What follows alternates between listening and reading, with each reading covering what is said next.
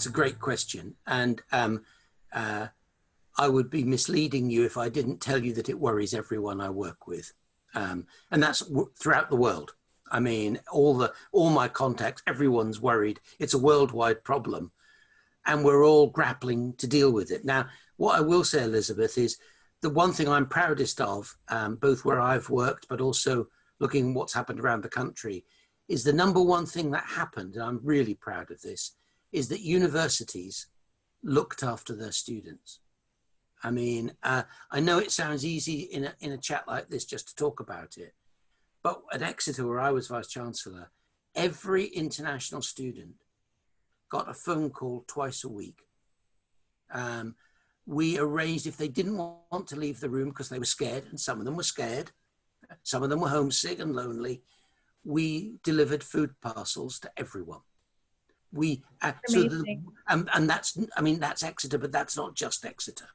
I think all the universities that I know about went bent over backwards on a human level, that if you're X thousand miles away from home and this is happening, the first thing we did, I mean, I know again, it may not sound important. If students wanted to leave our accommodation, we refunded all accommodation charges for the last 2 weeks of the spring term and the summer term. Most British universities did that. Even some of the private providers who are just public, companies refunded accommodation. So welfare was, it's not very kind of attractive and to talk about it, but welfare of the students was the number one thing.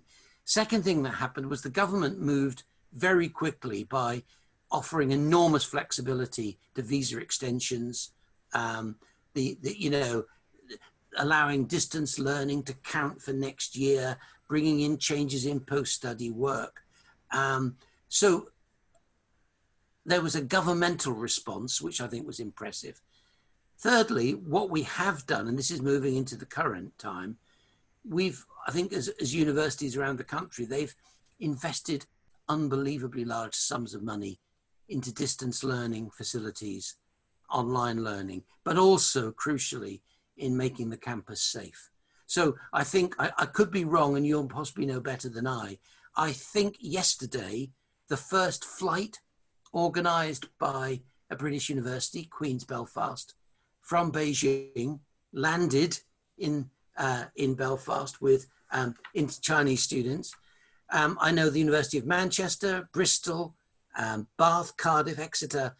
I mean, that consortium is involved in working with Hainan Airways with up to 33 flights coming. And that is because it's very expensive just to go to a standard airline and get a ticket.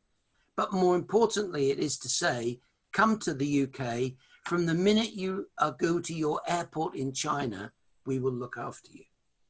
We'll look after you on the flight. We'll meet you at the airport. We'll transfer you to the by bus coach to your accommodation. We have accommodation ready if you need to isolate for any reasons or any symptoms. We have, most universities now have special facilities to deal with that. Lots of universities, Southampton, for example, is offering test and track on the campus for everyone. So many universities in the country have got this system, Liverpool, where everyone can be tested. So I think the big thing is to go back to welfare, to try and look after students. And the other big point, of course, is we've started to do much more blended learning.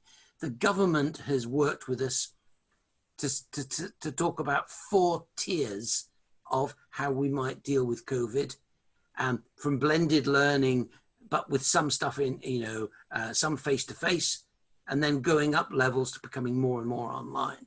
So what universities have done is invest very large sums of money in making sure that whatever happens, students can get their education. But I would want to stress, Elizabeth, that in terms of investment, that's one thing. But I think the biggest attention has been to the welfare of the students so that they're looked after when they're in the UK.